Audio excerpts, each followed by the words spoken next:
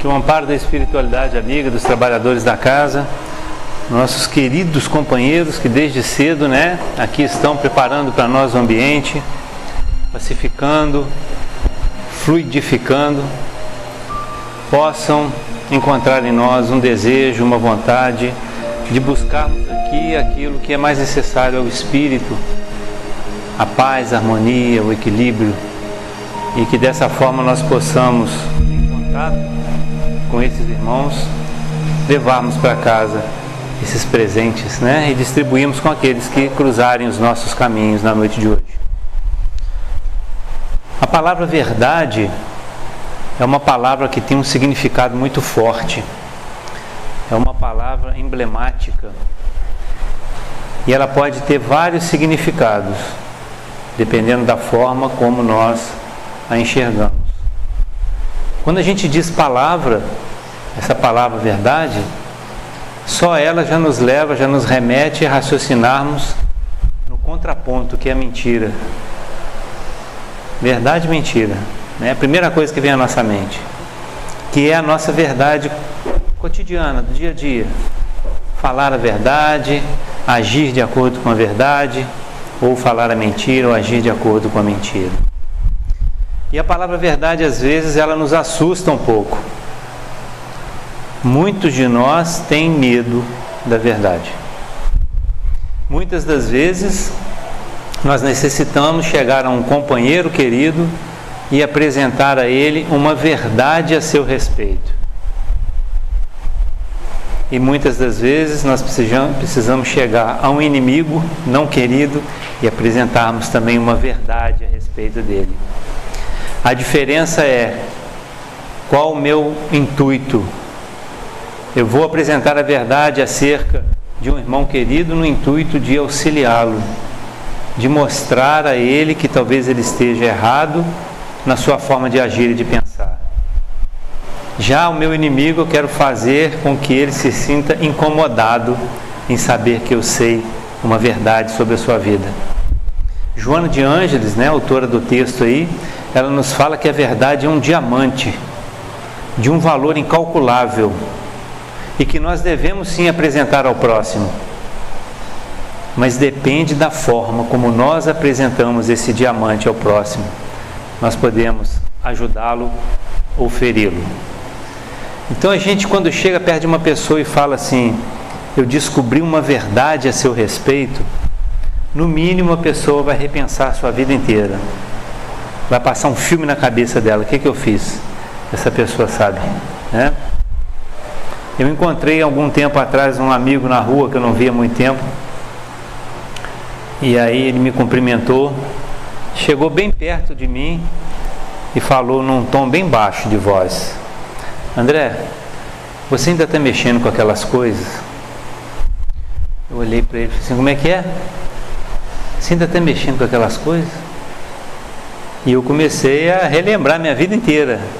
Fui buscar lá atrás no cérebro que coisa é aquela que eu estava mexendo que ele está sabendo. E eu comecei a pensar, falei assim, mas que coisas, aquelas coisas. Aí ele diminuiu o tom de voz, como se fosse um segredo. Aquelas coisas que você estava mexendo.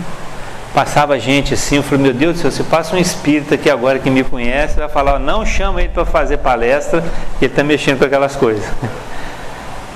Aí depois de muito eu ficar preocupado, depois de muito tempo, ele deu uma gargalhada e falou assim, todas as pessoas têm a mesma reação que você, porque todo mundo está mexendo com alguma coisa ilícita. E quando a gente fala essa verdade para a pessoa, ela se assusta. Mesmo que ela não se lembre do que é, mas quando chegar em casa ela vai falar, eu acho que era aquilo que ele estava querendo dizer.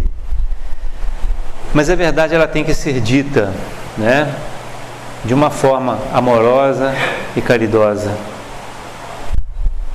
Porque se a gente utiliza ela como uma arma para ferir o próximo, nós estamos usando a verdade de uma forma totalmente equivocada. E acontece muitas das vezes que a verdade, ela é pessoal. Eu tenho uma verdade. A verdade sob o meu prisma, sob a minha forma de olhar. Tem uma história interessante de um casal que estava em casa, na cozinha, lanchando de manhã, os dois sentados à mesa, E a esposa olha pela janela e fala assim: nossa, como é que aquela vizinha é porca. A vizinha estava estendendo os lençóis no varal, lençóis brancos. E ela fica olhando e fala assim: que vizinha porca, porque o lençol dela está tudo encardido. Ela lavou mal lavado o lençol e está botando no varal todo sujo, todo encardido. Olha lá. O marido pegou, olhou pela janela, viu a vizinha, se levantou, pegou um pano e passou na janela. A janela dela que estava suja. Pelo olhar dela, a verdade era que a roupa estava mal lavada. E muitas das vezes nós fazemos isso. Especialmente quando julgamos o outro, né? Eu tenho uma verdade sobre a outra pessoa, mas eu sou incapaz de tentar sondar as minhas verdades, especialmente as verdades equivocadas, porque a gente gosta de uma mentirinha, não gosta? Se as pessoas não gostassem de mentirinha, ninguém compraria a revista Caras. É uma revista cheia de histórias lá. A gente gosta quando alguém chega perto da gente e fala assim: André, eu vou te contar um negócio a respeito do fulano, mas não sei se é verdade. Aí pronto. A gente logo estica o ouvido e quer saber o que é mentira a respeito do outro. Ainda fala assim: ó, mas você não conta para ninguém não, tá? Me pediram para não contar para ninguém. Aí é que eu vou contar mesmo. É como se a pessoa estivesse falando assim: eu vou fazer uma fofoca contigo, você pode espalhar para todo mundo. A gente gosta quando alguém vem trazer algo que não é verdadeiro. A gente se sente, por isso que existem as fofocas, né? E elas se espalham.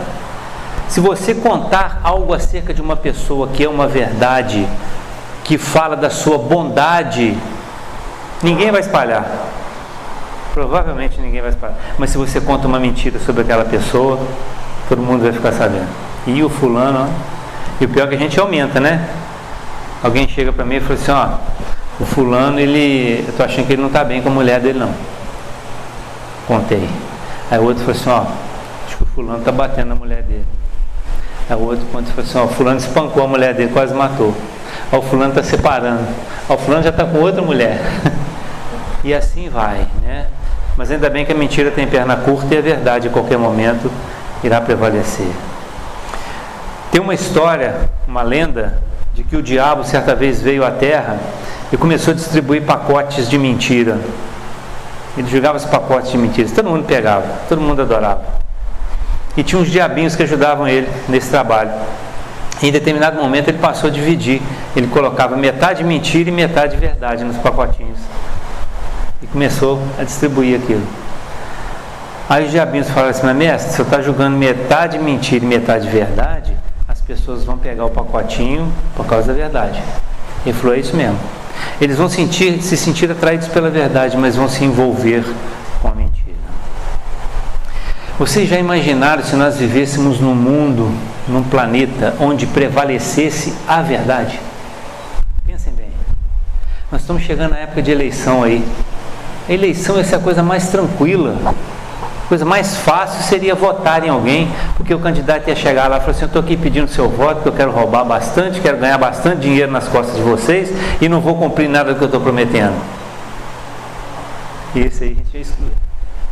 Mas a gente nunca sabe se ele está falando a verdade ou se ele está falando a mentira. Eu assisti 2 filmes há muito tempo atrás que eu achei muito interessantes, o posicionamento deles, que fala exatamente sobre verdade e mentira. Um deles chama-se O Mentiroso. É um filme que tem como ator principal Jim Carrey. Ele era um advogado famoso e só falava mentira. Então a justiça para ele era uma mentira. Ele ganhava os processos dele na justiça falando mentira. Ele ia defender, vamos supor, um grande criminoso, ele falava assim: esse homem é inocente. E com isso ele se dava bem, porque ele ganhava dinheiro, mas ele prejudicava e muito a justiça e aqueles que perseguiam, que queriam ir atrás da justiça. Um dia, por um processo lá que eu não me lembro, ele não consegue mais falar mentira, ele só fala a verdade. Aí o processo inverte, porque a partir daquele momento ele começa a se dar mal em todos os processos, porque ele não conseguia mentir, e ele começa a perder dinheiro, mas a justiça começa a ser feita. No outro filme conta a história de um homem, o filme chama-se O Primeiro Mentiroso. onde se vivia num cenário ideal, ninguém mentia, todo mundo falava a verdade. Todo mundo falava a verdade. Eu chegava perto de uma loja de carro e falava assim: eu gostei daquele Camaro ali, eu vou levar ele, semana que vem eu te pago, porque eu estou sem meu cartão aqui agora. Pode levar, na confiança. Um dia, aquele homem precisa contar uma mentirinha. E quando ele conta mentira, todo mundo acredita. E ele gosta daquilo. Então ele começa a contar mentiras e as pessoas vão acreditando nele.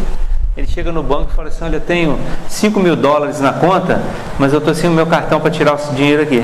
Eu vou tirar $3.000. O gerente do banco fala para o caixa: pode pagar ele, que ele não tinha outro tostão no banco. Pode pagar ele, depois ele traz, a gente olha a conta dele como é que está. Então a gente, quando fala em mentira, em verdade, a gente traz esse raciocínio. Mas não é sobre isso que eu vou falar, não. Isso aqui foi só uma introdução. Porque a verdade tem outra face que a gente pode entender, que a gente pode compreender. Talvez mais importante do que essa. Olha só, Allan Kardec escreveu um livro chamado Obras Póstumas.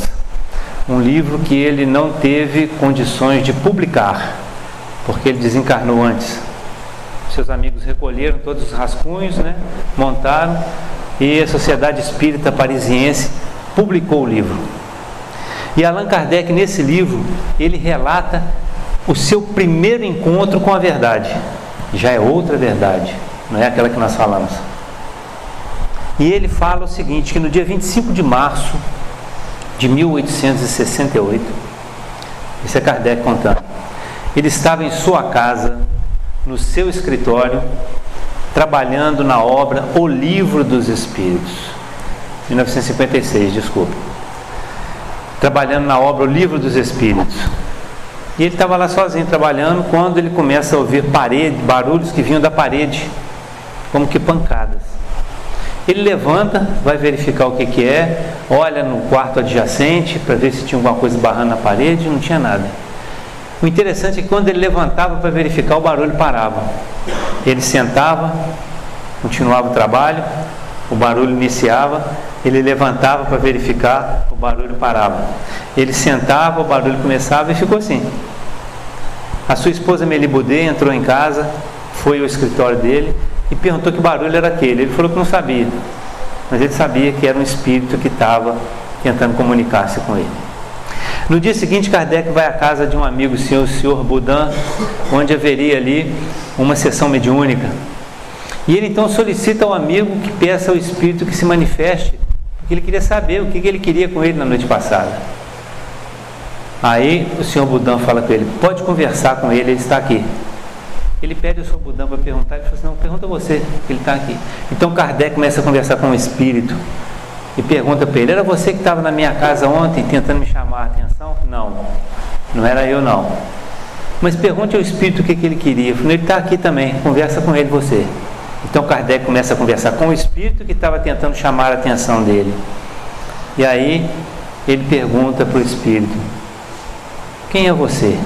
E o que você queria comigo ontem à noite?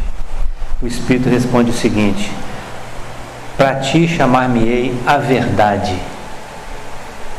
E a partir de agora estarei contigo 1/4 de horas durante todos os meses para te ajudar na sua obra. E por que o espírito estava tentando chamar a atenção dele? O espírito fala para ele isso: havia um erro no trabalho que você estava fazendo. O espírito estava tentando chamar a atenção de Kardec para falar: tem um erro aí no Livro dos Espíritos. Kardec fala: não, mas eu já corrigi tudo, já reli, já joguei até o rascunho fora. O espírito fala: procura, da 3ª à 30ª linha há um erro. Faça você o papel do juiz, analisa que você vai achar o erro. E Kardec acha o erro. Então esse espírito se apresenta para Kardec como sendo a verdade. E aí vem a pergunta: quem é ou o que é essa verdade? Existem correntes no movimento espírita que pensam de forma diferente sobre quem é ou o que é essa verdade. Uma corrente defende que a verdade seja o próprio Cristo, com um embasamento.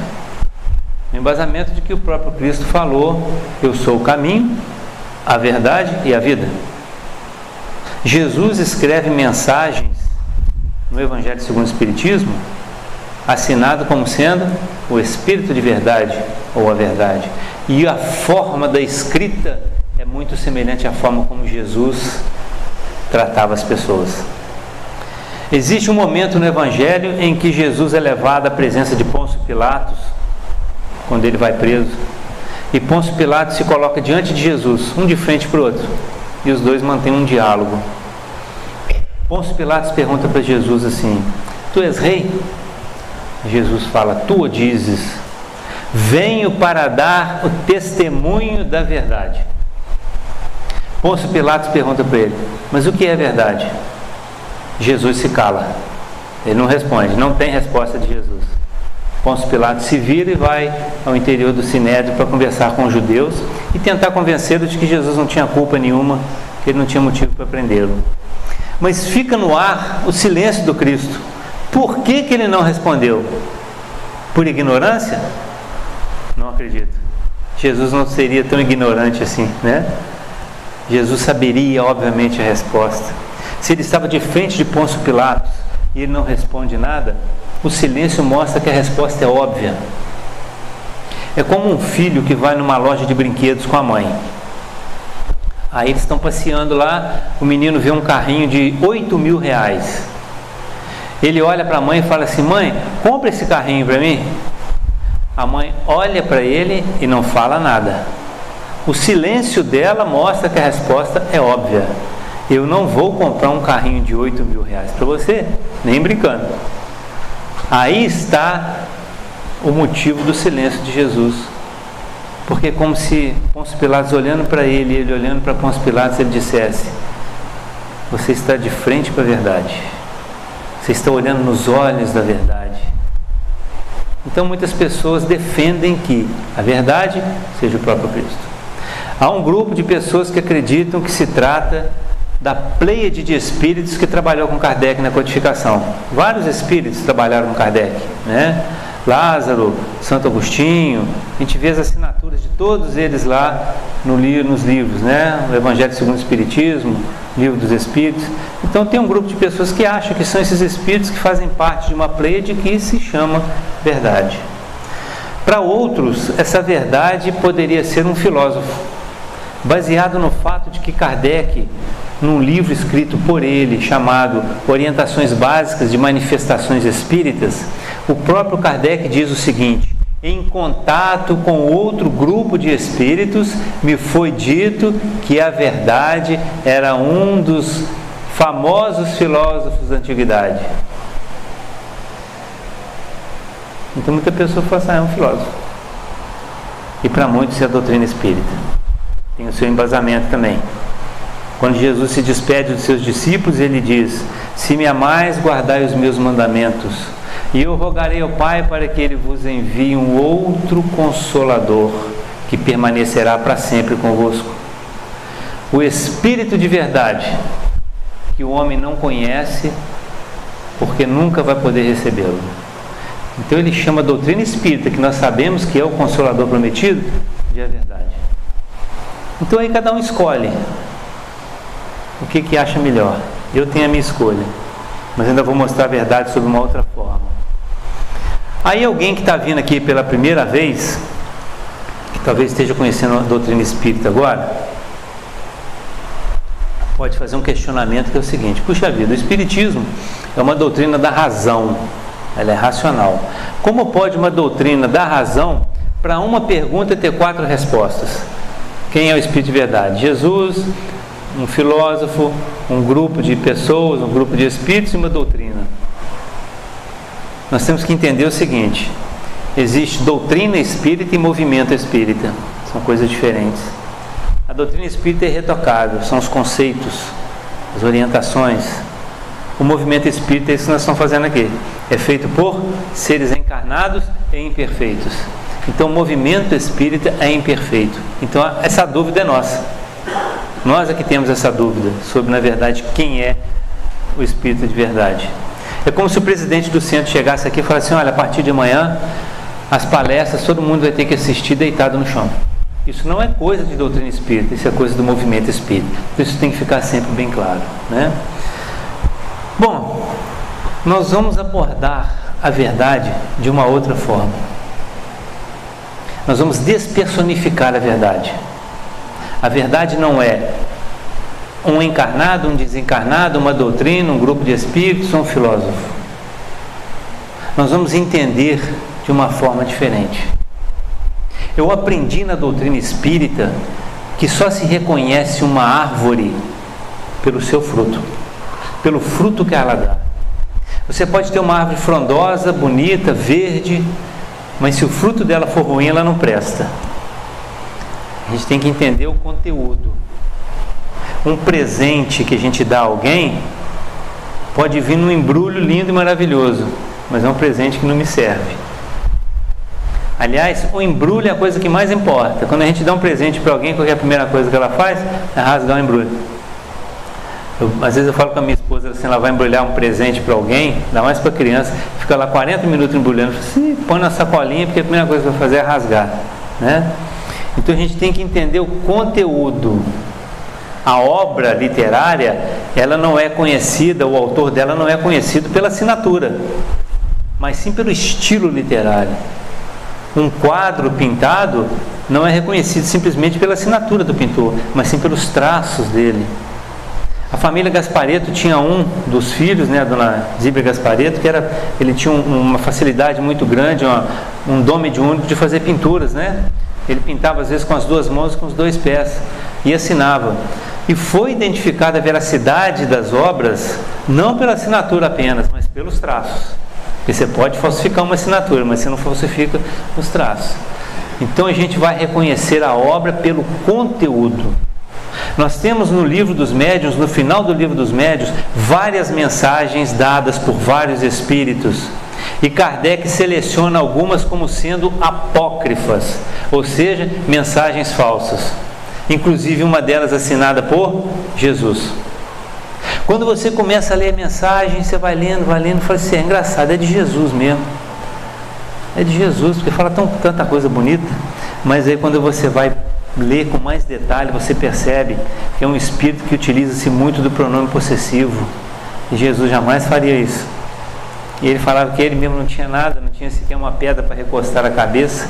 Então a gente identifica não pela assinatura, não porque está escrito Jesus embaixo, mas pelo seu conteúdo.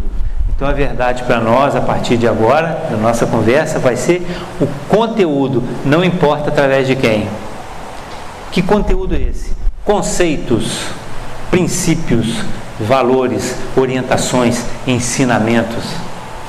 Isso é a verdade para nós. E essa verdade, elas são revelações. Revelações de origem divina.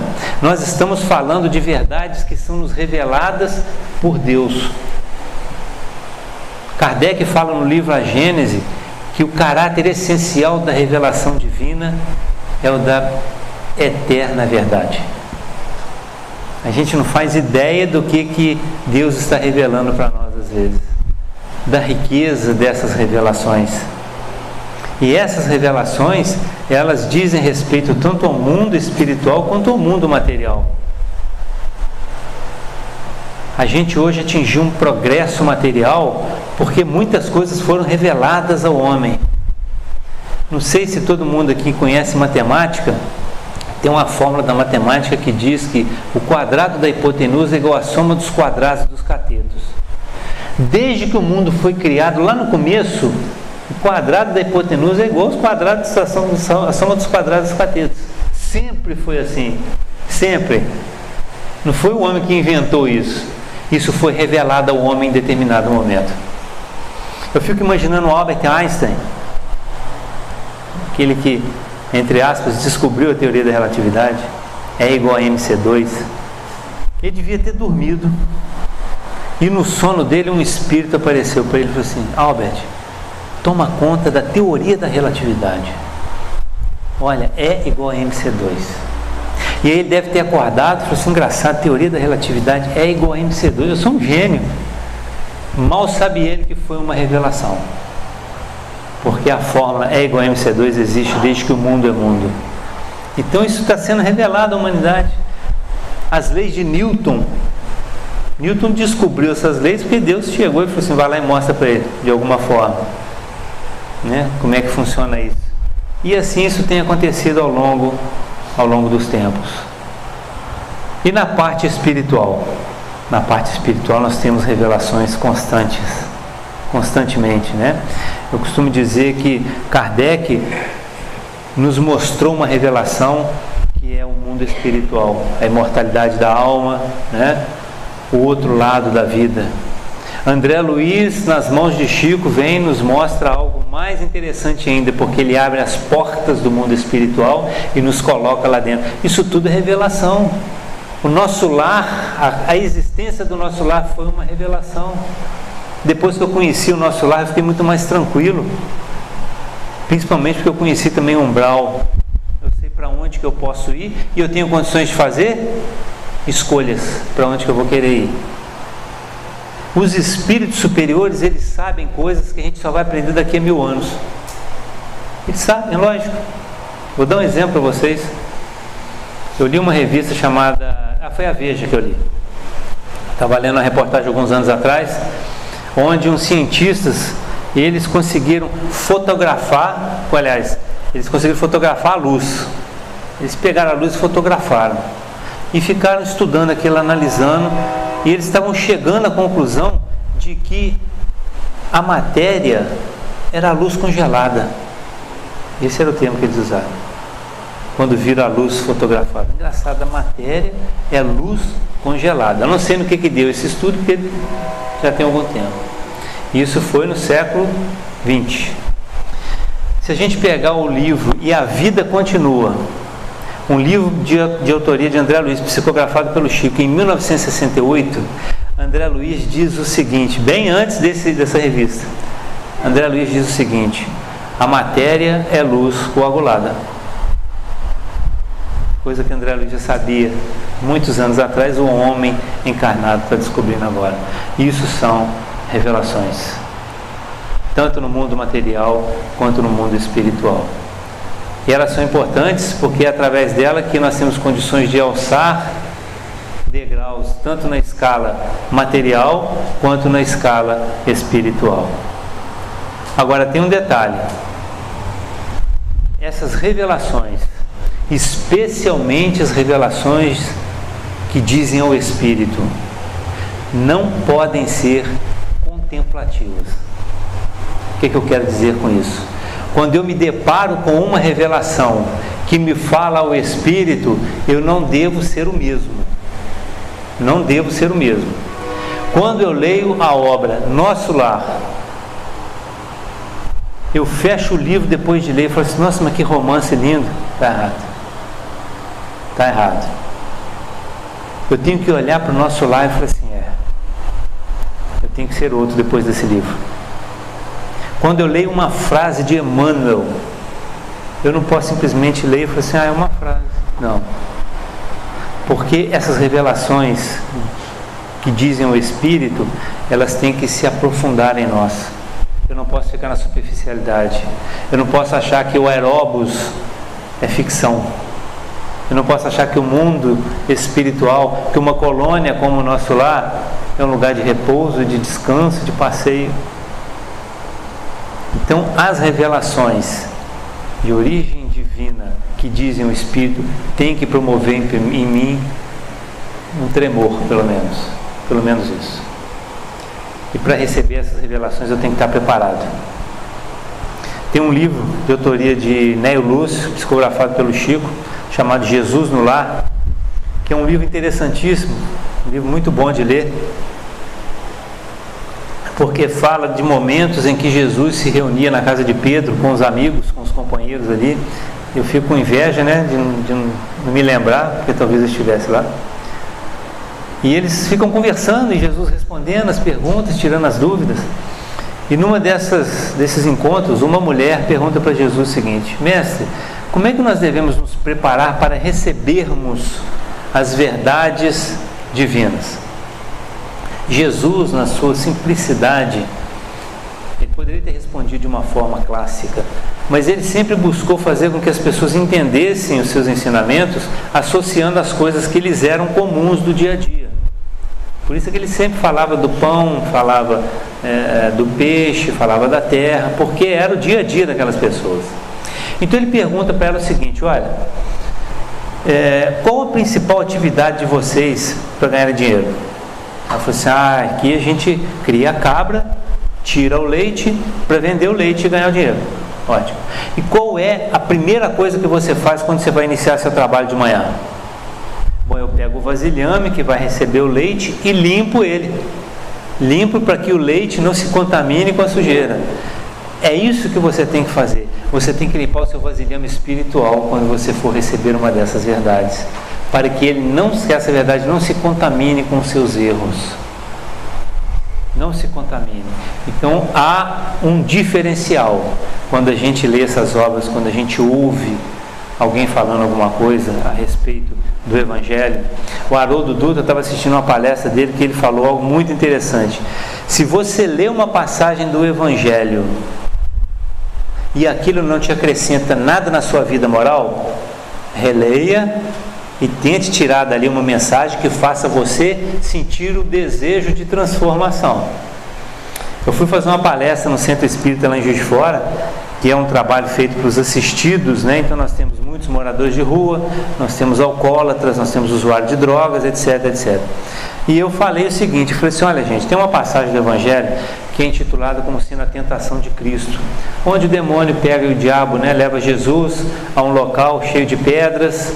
Jesus havia jejuado 40 dias, ele fala, né, se você me adorar, eu transformo essas pedras em pães, leva no alto do templo, e fala, se você se atirar lá embaixo e for realmente filho de Deus, os anjos vão te salvar, né? Se você me adorar, eu te darei isso tudo, coisas assim. E isso para mim é uma história que não acrescenta nada na minha vida, nada. Para mim isso é uma parábola. É uma parábola onde Jesus está dizendo para mim o seguinte: cuidado, porque você vai ser tentado nas coisas mais básicas. Você vai ser tentado na tua fé. Você vai ser tentado na hora da fome. Você vai ser tentado na hora do desejo, do poder. É muito mais interessante você ver dessa forma do que ver simplesmente como uma parábola, que eu não acredito que tenha acontecido. Um espírito inferior subjugar Jesus, levando ele daqui para lá e fazendo propostas ridículas para ele. Então eu busco dessa forma o ensinamento. Aí tinha uma pessoa na plateia que era evangélica, levantou a mão e começou a citar o Evangelho todinho. Só que não deu tempo de eu falar para ele, senão eu ia falar exatamente isso. O que isso tudo que você citou aí acrescenta na sua melhora moral? Porque se for só palavra não adianta nada. Então a verdade, a gente tem que fazer isso. A gente tem que abraçar e falar o que isso vem dizer ao meu coração. Porque a gente, quando sabe, a gente é mais responsável. Vocês hoje vão sair daqui com mais responsabilidade do que quando entraram. Imagina eu que já ouvi essa palestra várias vezes. Você imagina o tamanho da minha responsabilidade. Porque agora a gente sabe que a verdade, quando ela nos é revelada, a gente tem que ter um comportamento diferente. Não sei se vocês conhecem um companheiro nosso, um expositor, escritor, psicólogo, Rossando Klinger. Já ouviram falar dele? Tem uma palestra dele que ele conta uma passagem onde ele tinha seus 20 anos, ele já era espírita, e ele chega para a mãe dele e fala assim: mãe, eu vou sair de casa. A mãe dele falou assim: meu filho, não sai não, aqui você está com a gente em casa. Mãe, eu já decidi, eu vou sair de casa, vou morar fora. Aí a mãe dele falou assim: tudo bem, meu filho, então vai, mas eu vou te pedir um favor, volta vivo, tá? Ele foi, mudou. Mas aí ele começou a sentir uma tristeza, e durante 3 noites seguidas ele se sentava na sacada, né, na varanda do apartamento que ele morava, e começava a pensar em se jogar lá embaixo. E ele procurava mentalizar uma forma de fazer isso e não ficar tetraplégico, mas sim morrer, porque ele morava no 4º andar. Ele falava, eu tinha caído do jeito, com o pescoço de um jeito assim, 3 noites. Ele ficou com esse pensamento e com essa tendência. Aí ele resolveu sair daquela vida e voltar para casa. Voltou, a família o acolheu, então, e ele então queria retomar o seu trabalho no movimento espírita que ele havia abandonado. Ele falou assim: eu vou voltar para o centro espírita, mas não quis voltar para aquele que ele conhecia, que ele frequentava, porque senão as pessoas iam questionar a vida dele. Então ele foi para um centro onde ninguém conhecia ele. E um dia ele estava assistindo a palestra, quando um trabalhador chegou para ele e falou assim: olha, o presidente da casa quer conversar com você lá na sala. Ele falou assim: mas o presidente da casa nem me conhece. Foi lá, quando chegou lá, não era o presidente que ia conversar com ele, mas sim um espírito que estava incorporado no presidente da casa.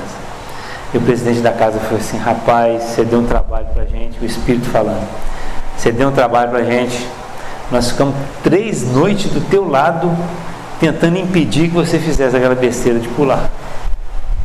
Aí eu fico imaginando, uma pessoa que tem um conhecimento espírita não tem o direito de ter um pensamento desse. De todas as verdades que já nos foram reveladas, a gente sabe o que sofre um suicida, a gente sabe o que o aguarda no mundo espiritual, a gente sabe que não é solução de problema nenhum, muito pelo contrário, é acréscimo de problema. O espírita não tem o direito de pensar em suicídio. Outra coisa, o espírito não tem o direito de ter medo da morte, porque a morte não existe. Eu não tenho medo da morte, mas se chegar um cara ali com um revólver na mão e apontar para mim, eu vou ter medo, né? Mas a gente não deveria ter esse medo, porque a morte é um processo natural e a gente permanece vivo. Então, essas verdades têm essa proposta, né, de fazer essas mudanças. A gente falou em revelações, reveladores. Obviamente essas revelações divinas, de origem divina, Deus escolhe alguns espíritos, né, apropriados para isso. Alguns espíritos são determinados para nos trazerem essas revelações. Uma revelação, ela tem algumas características. Primeiro, você só revela aquilo que existe. Eu não posso revelar algo que não existe. Segundo, eu só revelo algo que é de desconhecimento das pessoas. Como é que eu vou revelar para vocês o meu nome? Já foi dito aqui, todo mundo sabe. Agora, essas revelações, elas podem trazer coisas que eu desconheço ou conhecimentos que eu já tenho, mas me esqueci deles. Me esqueci. E terceiro, só se revela o que é uma verdade. E para isso, nós temos aí 3 grandes reveladores, 3 grandes momentos da história onde nós tivemos revelações de verdades que foram um marco na história da humanidade. A primeira, através de Moisés. Moisés tinha que trazer ao mundo uma verdade. Essa verdade seria as leis divinas, as leis morais. Moisés encontra um terreno árido para plantar essa semente, porque o povo hebreu, que era o povo escolhido, trazia consigo ainda muito encharcado tendências do povo egípcio, a idolatria, o politeísmo. Então Moisés precisava melhorar aquele cenário. E ele então começa a criar regras, leis humanas, para que fizesse com que os homens andassem sob o seu comando, né? Então, como ele queria plantar essas sementes das leis divinas, ele coloca espantalhos ali para que os pássaros de rapina não roubassem a semente, que são exatamente as leis que ele criou. E aí é interessante, quando eu falei que uma verdade pode ser algo que eu já conheço, mas não me lembro, Kardec faz uma pergunta aos espíritos que é a seguinte: aonde está escrita a lei de Deus? E os espíritos respondem: na vossa consciência. Aí Kardec pergunta: mas e se está escrito na minha consciência, por que Moisés teve que trazer ela escrita num livro ou nas tábuas? Aí os espíritos falam: porque vocês a esqueceram e a negligenciaram. Então foi preciso Moisés voltar para revelar para nós algo que havia sido esquecido.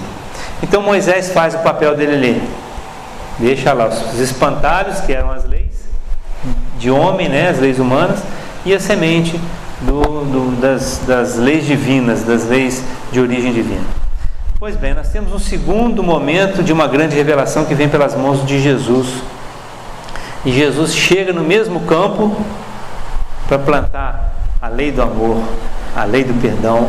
Ele estava com as sementes na mão, mas quando ele chega no campo está cheio de espantalho, porque os homens haviam se apegado às leis de Moisés e esqueceram das leis de Deus. Então os espantalhos estavam todos lá limpinhos, lavadinhos, e as sementes abandonadas, as sementes que Moisés plantou estavam abandonadas. Então Jesus precisa fazer o quê? Tirar os espantalhos, mostrar para eles que a lei de Moisés é temporal, que ele veio para fazer a lei se cumprir, que é a lei de Deus e não a lei de Moisés, etc, etc. Estevão vai discutir com Paulo, né, sobre isso. E ali Jesus consegue plantar a semente da Boa Nova. E aí nós temos a terceira grande revelação, que não teve como revelador Kardec.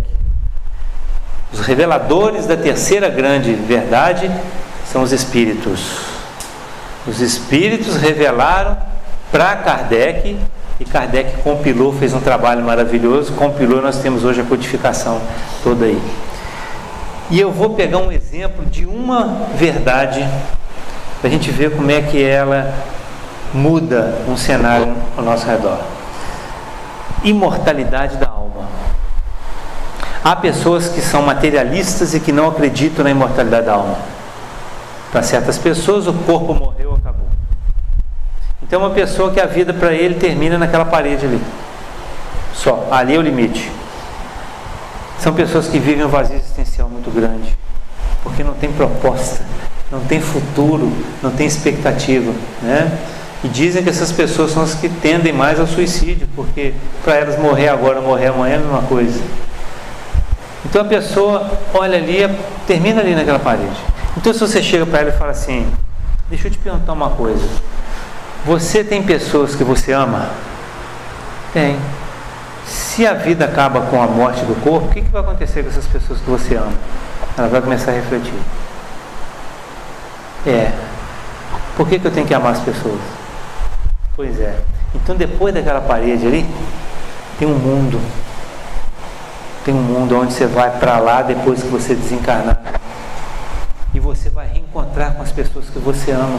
Ah, mas eu vou ficar flutuando nesse mundo? Não, você vai ser acolhido em colônias. Outra revelação. Puxa vida, e o que eu vou ficar fazendo lá? Nada? Não, tem muita coisa para você fazer. Tem muita gente precisando de você lá. E as pessoas que eu magoei, que eu feri, eu nunca mais vou ter oportunidade de pedir perdão a elas? Vai, porque você vai voltar à carne. Reencarnação, outra revelação. Eu vou ser sempre essa mesma pessoa? Não, você vai progredir. Outra revelação. Só a imortalidade da alma já abre para nós um leque enorme. É uma das maiores revelações do meu entendimento. Porque aí eu vejo o mundo de uma forma diferente. Eu vejo o mundo que eu digo, o planeta, como um grão de areia no oceano. Infinito. Várias possibilidades. É momentâneo isso tudo aqui. A dor é momentânea. O sofrimento que vem dessa dor também é momentânea. Isso aqui vai passar. E aí eu passo a enxergar o que é o mais importante em mim, que é o espírito. Porque a carne vai ficar aqui. Uma única revelação. E essas revelações são universais. Universais. Vou contar uma história para vocês. Irmã Aila, vocês conhecem?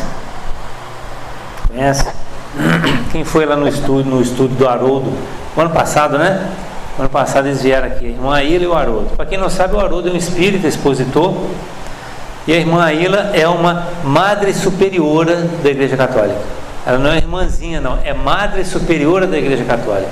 E os dois fazem palestra juntos, sem um ofender o outro, sem um ofender a religião do outro. É uma coisa impressionante. E a irmã Aila deu um show lá. O tema foi as cartas de Paulo. Eles falaram das cartas de Paulo, foi uma coisa de doido. Eu fiquei assim, extasiado. E a irmã Aila fala de um jeito especial. Então ela citou coisas do Espiritismo, citou obras do Espiritismo. E ela não, no dia seguinte ela não viajou. Ela dormiu na casa de uma amiga nossa. E essa amiga nossa ficou curiosa, né? E perguntou para ela assim: irmã Aila, eu vi que a senhora citou várias vezes o livro Paulo e Estevão. A senhora já leu esse livro? Eu falei assim: já li Paulo e Estevão, já li a obra toda de Kardec, já li a obra toda de André Luiz, de Emmanuel. Eu falei: já leu mais do que eu. Ela conhece todas as obras espíritas. E aí essa nossa amiga perguntou assim: mas deixa eu perguntar uma coisa para a senhora. Se a senhora já leu isso tudo, isso quer dizer que a senhora acredita na reencarnação? Ela falou assim: olha, minha filha, se Kardec diz que reencarnação é lei, quem sou eu para dizer o contrário? Uma madre superior, porque é uma revelação universal. E a reencarnação é uma revelação fantástica. Fantástica. É para mim a maior prova de amor que Deus tem por nós. É a maior prova de amor. Porque um pai, quando ama o seu filho, dá a ele várias oportunidades. Mesmo que ele erre 100 vezes o pai vai abraçá-lo. O filho pródigo mostra isso. E Deus nos dá inúmeras oportunidades. Não é castigo. Tem gente que acha que reencarnação é castigo. Não é castigo. É uma bênção uma oportunidade abençoada de nós reajustarmos a nossa caminhada.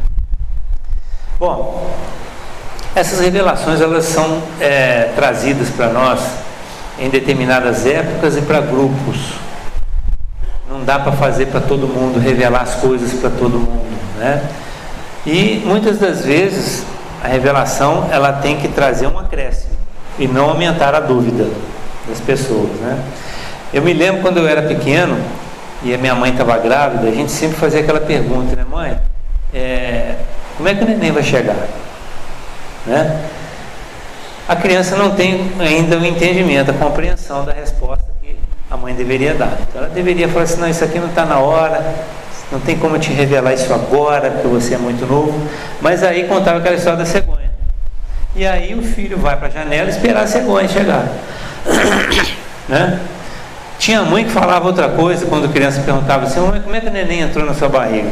O papai plantou uma sementinha aqui dentro. Eu prefiro não falar isso, porque a criança vai ficar imaginando o pai chegando em casa com a enxada nas costas, com uma sementinha na mão para plantar. Então a revelação divina, ela é precisa, ela chega, ela alcança nas pessoas que estão prontas. Como é que você vai ensinar as leis do universo, as leis da física que regem o universo, esse equilíbrio todo, para uma criança de 3 anos? Ela não está pronta. Como é que você vai ensinar isso para o indígena? Como é que você vai pegar um computador e ensinar para o indígena o que é aquilo? Ele não tem nem vocabulário quando você fala isso aqui é um HD. O que é HD? Eu não sei. Então as revelações elas chegam na hora certa e no local certo. Kardec, na questão 628, ele pergunta isso: por que não se revela tudo de uma vez só a todo mundo? É pela diversidade de espíritos, pela diversidade de mentes. Nem todos estão no mesmo patamar, estão no mesmo nível. Por isso é que Jesus, quando manda os discípulos irem pregar, pede para eles não irem aos gentios. O povo gentio era um povo pagão, é um povo politeísta. Então eles ainda não estavam prontos para receber aquela verdade. E Jesus sabia que o grande bandeirante do cristianismo já estaria sendo preparado para ser o apóstolo dos gentios, que seria Paulo de Tarso. Então não é discriminação, é porque aquele povo não estava pronto para receber aquela verdade. Então isso acontece sim, às vezes as verdades são reveladas individualmente. Estou falando isso porque isso aconteceu comigo. A gente às vezes se questiona, né? Por que isso está acontecendo na minha vida? Por que está assim? Por que eu estou passando por isso? E eu não sou diferente. Eu sempre passei por uma determinada situação que me acompanha há muitos anos. É a mesma situação. E eu numa época eu era inconformado, depois que eu conheci o Espiritismo, comecei a me conformar, mas eu sempre tinha aquela dúvida: por que isso está acontecendo comigo? Uma curiosidade. Não estou duvidando de Deus nem questionando a bondade dele, mas era uma curiosidade. Por que isso está acontecendo comigo? O que será que eu fiz no passado? Até mesmo para eu saber. Um dia num sonho que eu tive, um espírito falou comigo. Ele me falou assim: olha, você está querendo saber por que você passa por essa situação? Eu vou te explicar, é por isso, isso, isso. Ótimo. Agora eu consigo me monitorar para que eu não cometa o mesmo erro. Talvez se essa verdade me tivesse sido revelada há alguns anos atrás, eu teria ficado irritado, com raiva, com ódio, mas ela veio na hora em que eu estava pronto para receber. Então às vezes Deus nos revela as coisas no íntimo e a gente acha que é coisa da minha cabeça. Presta atenção naquilo, avalie e vê se aquilo te serve de alguma coisa na tua vida, porque às vezes é isso que está acontecendo. Existem os reveladores, existem os multiplicadores de revelações. Tem evangelização aqui na casa? Não, né? Tem. O professor que está lá na evangelização, ele está sendo um multiplicador de revelações com as quais ele já teve contato e está passando para as crianças, do jeito que elas têm condições de entender. As escolas religiosas têm o papel de distribuir as revelações. Um padre, quando ele está celebrando uma missa, e tem todo aquele ritualismo, né, no entorno, eles cantam, eles recitam palavras repetidas, é um ritual deles lá. Mas tem um determinado momento em que o padre abre a Bíblia e ele lê uma carta de Paulo. As pessoas não sabem, mas ele está te apresentando ali um diamante, uma joia rara, porque carta de Paulo é só ensinamento, é só lição. E por incrível incrível que pareça, eu fui católico minha vida quase toda. Por incrível que pareça, na hora que o padre está apresentando aquela verdade, as pessoas não estão prestando atenção. Elas estão mais ligadas no rito, né? No canto. Um pastor, quando depois de fazer toda aquela propaganda, né? Passar o número da conta, etc, etc, etc, ele abre a Bíblia e lê um texto espetacular.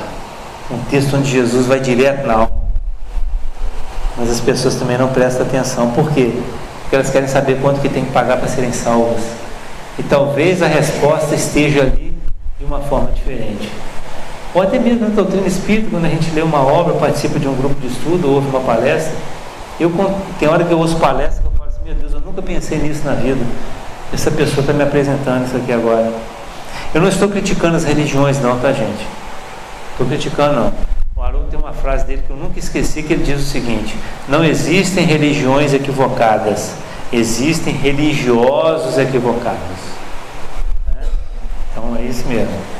E essas verdades, quando a gente incorpora elas têm o poder de nos tirar da zona de conforto, mexer com a gente começa a repensar a nossa vida, porque às vezes ela vai doer, ela vai apontar em você um ponto que é exatamente aquele ponto nevrálgico onde você precisa fazer uma transformação.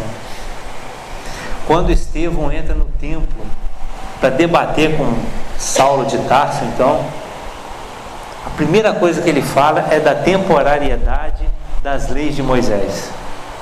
O que acontece? A primeira coisa que os judeus fazem, eles tapam os ouvidos. Essa é uma atitude clássica de quem não quer ouvir a verdade. Tapar o ouvido, prefiro viver na ignorância. Então eles tapam os ouvidos, pegam Estevão, levam ele para fora e Saulo manda apedrejá-lo. Porque naquela hora aqueles homens, se eles estivessem com os ouvidos abertos, eles iam ter que repensar as suas vidas. Nós estamos no caminho certo? Não sei. Paulo de Tarso é um exemplo. A história de Damasco, né, da estrada de Damasco, quando ele pede permissão ao Sinédrio para ir até Damasco para prender os cristãos que estavam lá, e ele vai na estrada no sentido de Damasco com soldados, e acontece aquele momento em que Jesus aparece para ele. É um momento muito interessante porque o diálogo deles é curto e o momento de contato deles é curto. Saulo só vê uma figura de um homem no meio de uma luz e cai cego. Ele cai. E ali os dois conversam, né? Aí Jesus pergunta: Saulo, Saulo, por que me persegues? E Saulo pergunta para ele o seguinte: quem é o Senhor? E aí Jesus fala: eu sou o Cristo, aquele quem tu persegues. Duro é para ti recalcitrar contra os aguilhões. Aguilhão é aquele que espeta e que incomoda. Saulo já tinha algo em si que o incomodava, que era exatamente a figura de Estevão apedrejado e pedindo que Deus perdoasse a eles pelo ato. E aí Saulo diz a frase mais forte desse momento.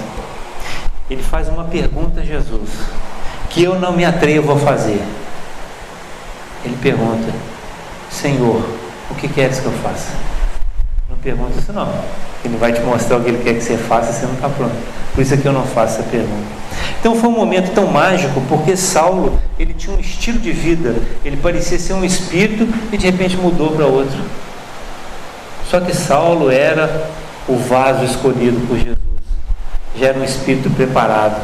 Então naquele momento, aquilo tudo que ele havia esquecido é como se tivesse acendido na sua mente quando ele vê a imagem do Cristo, quando o Cristo conversa com ele e faz a proposta para ele de transformação. E aí Pedro, na sua carta, diz o seguinte: Paulo de Tarso viveu tão intensamente o Evangelho que foi capaz de dizer: não sou eu quem vivo, mas é o Cristo que vive em mim. E aí a gente vai entender que a verdade nos incomoda muitas das vezes porque a gente não quer fazer aquilo que Jesus quer que nós façamos. Para a gente encerrar, vou contar uma outra história que está no livro de Neio Lúcio, Jesus no Lar, que fala sobre um homem que vivia numa caverna toda escura. Ele não via nada e sentiu um mau cheiro terrível e ficou convivendo com aquilo ali. E ele começava a perguntar: por que eu estou fazendo aqui? O que eu estou fazendo aqui? Por que eu estou aqui? Sou uma pessoa que eu posso trabalhar, eu não acho uma porta para sair daqui, não aguento mais ficar aqui. E aí Deus, vendo o lamento dele, resolve mandar uma ajuda. E aí manda para ele a fé. A fé entra na caverna e começa a conversar com ele. Olha, você tem que ter uma visão do futuro, espera, né, que as coisas vão acontecer. O homem ficou até um pouco conformado, mas daí a pouco começou a reclamar de novo. O que eu estou fazendo aqui? Eu tenho que ir embora? Por que não me tiram daqui? Por que não abre uma porta? Aí Deus vai e manda para ele a esperança. E a esperança começa a confortar. Ele fala assim, não, pode deixar que isso vai acontecer. Não se desespere. Foi conversando com ele. Ele volta novamente a pedir socorro, a tirar ele dali. Deus então manda a caridade. E a caridade cumpre o seu papel, o envolve num abraço, né, e faz o papel da caridade, consola, conforta. E mesmo assim o homem continua irredutível. Deus então manda a verdade. A verdade entra na caverna como um facho de luz e ilumina tudo. E aí o homem consegue se ver. E ele consegue perceber que aquele cheiro que ele sentia era do seu corpo cheio de feridas, apodrecendo. Quando ele vê aquilo, ele não dá conta. Ele sai correndo por uma porta que se abre. E o que ele faz? Ele entra em outra caverna, porque ele não queria conviver com aquela verdade. E o cristianismo faz isso conosco. Quando nós entendemos a essência do ensinamento de Jesus, Jesus em momento algum nos acusa de nada. Momento algum. Mas ele sempre nos leva à reflexão.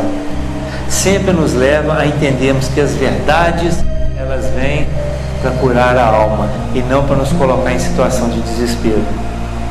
Ah, André, mas a gente vê tanta coisa aí nas igrejas aí. Kardec fala o seguinte: no cristianismo estão inseridas todas as verdades. Os erros que nele se enraizaram são de origem humana. E levando em consideração a história da caverna, a gente fecha com uma frase de Jesus dizendo: conhecereis a verdade e ela vos libertará. Boa noite a todos, obrigado pelo carinho, pela paciência, obrigado pelo convite.